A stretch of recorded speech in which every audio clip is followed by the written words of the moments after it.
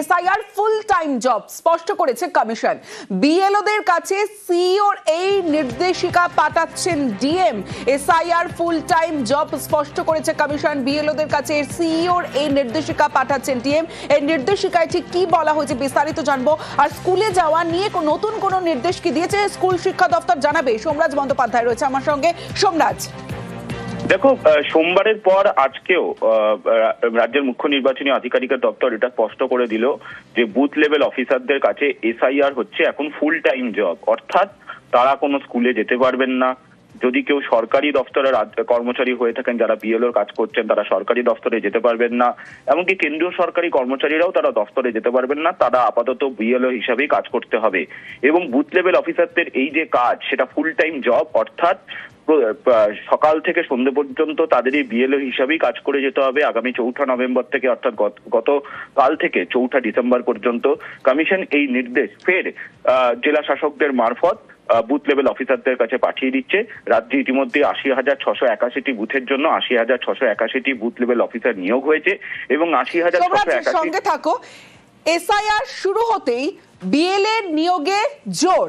রাজ্যের 80,681 বুথ, এখনো পর্যন্ত 24,858 বিএলএ নিয়োগ বিজেপির। আরো বিস্তারিত জানাবে সোমরাজ রয়েছে আমার সঙ্গে। সোমরাজ, দেখো, ইতিমধ্যেই বিভিন্ন রাজনৈতিক দল বুথ লেভেল এজেন্টের সংখ্যা বাড়াতে চলেছে এবং যেটা কমিশন সূত্রে খবর, এখনো পর্যন্ত বিজেপি বুথ লেভেল এজেন্ট দিয়েছে 24,858টি, সিপিআইএম দিয়েছে 18,706টি, তৃণমূল কংগ্রেস দিয়েছে 13,526টি এবং কংগ্রেস দিয়েছে 5,757টি, ফরওয়ার্ড ব্লক দিয়েছে 1,053টি।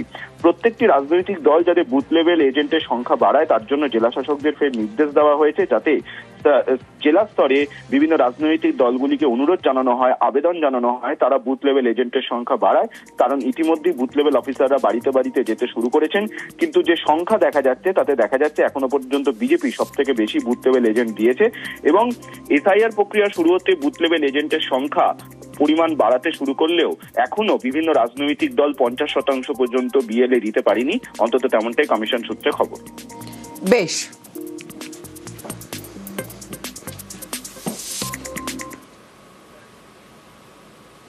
এবার তৃণমূলের এসআইআর লিগাল সেল। এসআইআর আবহে আইনি সহায়তা কেন্দ্র তৃণমূলের। কেউ অসুবিধায় পড়লে আইনি সাহায্য তৃণমূলের এসআইআর লিগাল সেল। মূলত কি কাজ করবে এই লিগাল সেল, বিস্তারিত জানাবে আবির ঘোষাল রয়েছে আমার সঙ্গে। আবির, দেখো, গত কয়েকদিন ধরেই মমতা বন্দ্যোপাধ্যায়, অভিষেক বন্দ্যোপাধ্যায় উভয়ই বলে আসছেন যে বিভিন্ন ধরনের যে সহায়তা তারা তাদের দলের তরফ থেকে করা হবে। বিহারের ঘটনার প্রেক্ষিতে মনে করা হচ্ছে যে বহু জায়গাতে বহু মানুষ তাদের আইনি সাহায্যের প্রয়োজন পড়বে। সেই পরিস্থিতিতে দাঁড়িয়ে তাদেরকে সাহায্য করার জন্য প্রত্যেক জেলাতে আগামী 11 তারিখ থেকে 20 তারিখ পর্যন্ত সভা করতে চলেছে তৃণমূল কংগ্রেস এবং সেখানে যার যে ধরনের সমস্যা হবে তারা তাদের কাছে আসবেন এবং ভবিষ্যতেও কি ধরনের সমস্যার প্রয়োজন হলে তাদেরকে কি ধরনের সাহায্য করতে পারা যাবে সেই বিষয়টি দেখা হবে।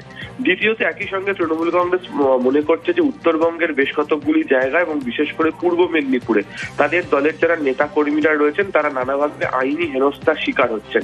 এই পরিস্থিতিতে দাঁড়িয়ে তাদের পাশে কিভাবে দাঁড়াবে, সেই ব্যক্তিরা কিভাবে যোগাযোগ রাখবেন, তার জন্য হচ্ছে একটি লিগাল সেলের প্রয়োজন রয়েছে এবং সেই কারণেই হচ্ছে একটা বিশেষ দল তৈরি করে দেওয়া হয়েছে যারা বিভিন্ন জায়গাগুলিতে মোতায়েন থাকবেন, তারা বিভিন্ন সভা করবেন এবং সেই সভাগুলি থেকে মানুষজনদেরকে তারা সাহায্য করবেন।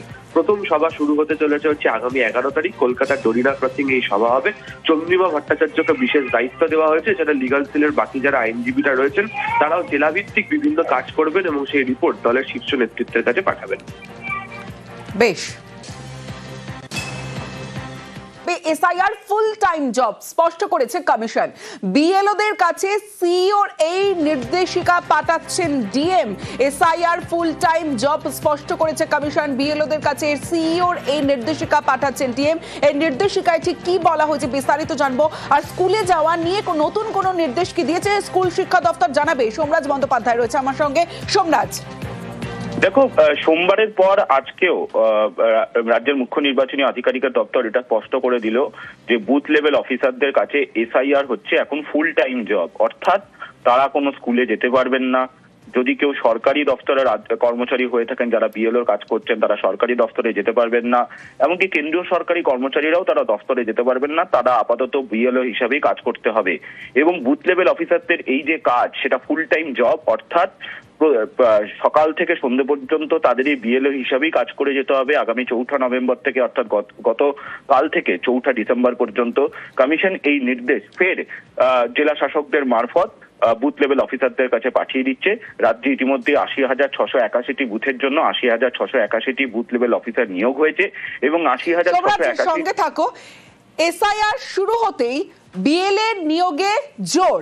রাজ্যের 80,681 বুথ, এখনো পর্যন্ত 24,858 বিএলএ নিয়োগ বিজেপির। আরো বিস্তারিত জানাবে সোমরাজ, রয়েছে আমার সঙ্গে। সোমরাজ, দেখো, ইতিমধ্যেই বিভিন্ন রাজনৈতিক দল বুথ লেভেল এজেন্টের সংখ্যা বাড়াতে চলেছে এবং যেটা কমিশন সূত্রে খবর, এখনো পর্যন্ত বিজেপি বুথ লেভেল এজেন্ট দিয়েছে 24,858টি, সিপিআইএম দিয়েছে 18,706টি, তৃণমূল কংগ্রেস দিয়েছে 13,526টি এবং কংগ্রেস দিয়েছে 5,757টি, ফরওয়ার্ড ব্লক দিয়েছে 1,053টি।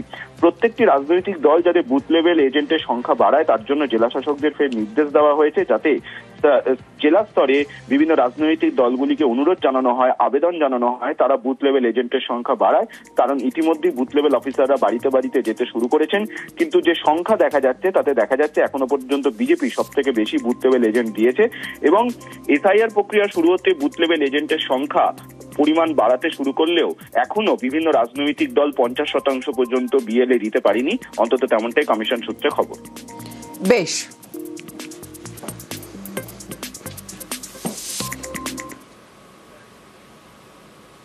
এবার তৃণমূলের এসআইআর লিগাল সেল। এসআইআর আবহে আইনি সহায়তা কেন্দ্র তৃণমূলের।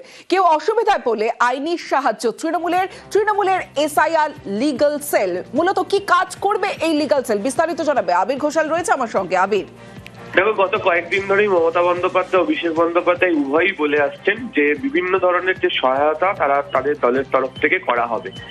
বিহারের ঘটনার প্রেক্ষিতে মনে করা হচ্ছে যে বহু জায়গাতে বহু মানুষ তাদের আইনি সাহায্যের প্রয়োজন পড়বে। সেই পরিস্থিতিতে দাঁড়িয়ে তাদেরকে সাহায্য করার জন্য প্রত্যেক জেলাতে আগামী 11 তারিখ থেকে 20 তারিখ পর্যন্ত সভা করতে চলেছে তৃণমূল কংগ্রেস এবং সেখানে যার যে ধরনের সমস্যা হবে তারা তাদের কাছে আসবেন এবং ভবিষ্যতেও কি ধরনের সমস্যার প্রয়োজন হলে তাদেরকে কি ধরনের সাহায্য করতে পারা যাবে সেই বিষয়টি দেখা হবে।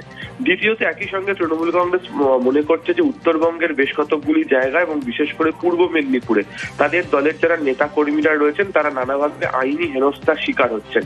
এই পরিস্থিতিতে দাঁড়িয়ে তাদের পাশে কিভাবে দাঁড়াবে, সেই ব্যক্তিরা কিভাবে যোগাযোগ রাখবেন, তার জন্য হচ্ছে একটি লিগাল সেলের প্রয়োজন রয়েছে এবং সেই কারণেই হচ্ছে একটা বিশেষ দল তৈরি করে দেওয়া হয়েছে যারা বিভিন্ন জায়গাগুলিতে মোতায়েন থাকবেন, তারা বিভিন্ন সভা করবেন এবং সেই সভাগুলি থেকে মানুষজনদেরকে তারা সাহায্য করবেন। প্রথম সভা শুরু হতে চলেছে হচ্ছে আগামী 11 তারিখ কলকাতার ডরিনা ক্রসিং এই সভা হবে। চন্দ্রিমা ভট্টাচার্যকে বিশেষ দায়িত্ব দেওয়া হয়েছে, যেটা লিগাল সেলের বাকি যারা আইনজীবীরা রয়েছেন তারাও জেলাভিত্তিক বিভিন্ন কাজ করবেন এবং সেই রিপোর্ট দলের শীর্ষ নেতৃত্বের কাছে পাঠাবেন। বেশ।